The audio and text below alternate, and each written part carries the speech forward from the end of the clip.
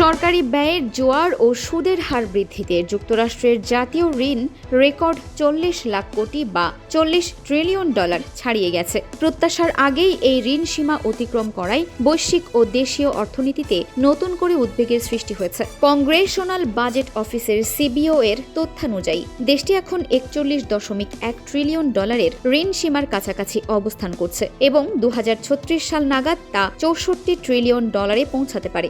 ঋণ বিস্ফোরণের মূল কারণ ও সার্বিক প্রভাব নিচে তুলে ধরা হলো।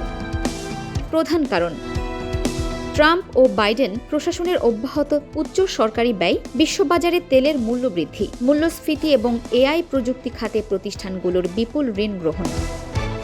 বাজারের প্রতিক্রিয়া: 30 বছর মেয়াদী মার্কিন বন্ডের সুদের হার বেড়ে 5.34% দাঁড়িয়েছে, যা 2 দশকের মধ্যে সর্বোচ্চ। এর প্রভাবে দেশটিতে গৃহঋণ, গাড়ি কেনা ও ক্রেডিট কার্ডের সুদের হার আকাশচুম্বী হচ্ছে।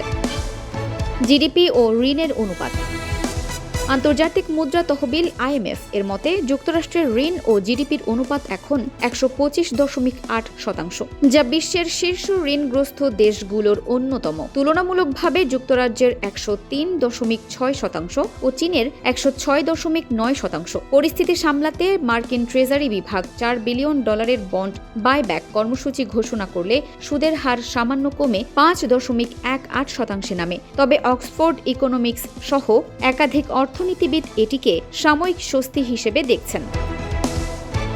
সিঙ্গাপুর ন্যাশনাল ইউনিভার্সিটির অধ্যাপক ডেভিড জ্যাক্স সতর্ক করে বলেছেন, ঋণ ব্যবস্থাপনার সময় মতো না করা গেলে 2008 সালের মতো ভয়াবহ বিশ্ব মন্দার পুনরাবৃত্তি হতে পারে।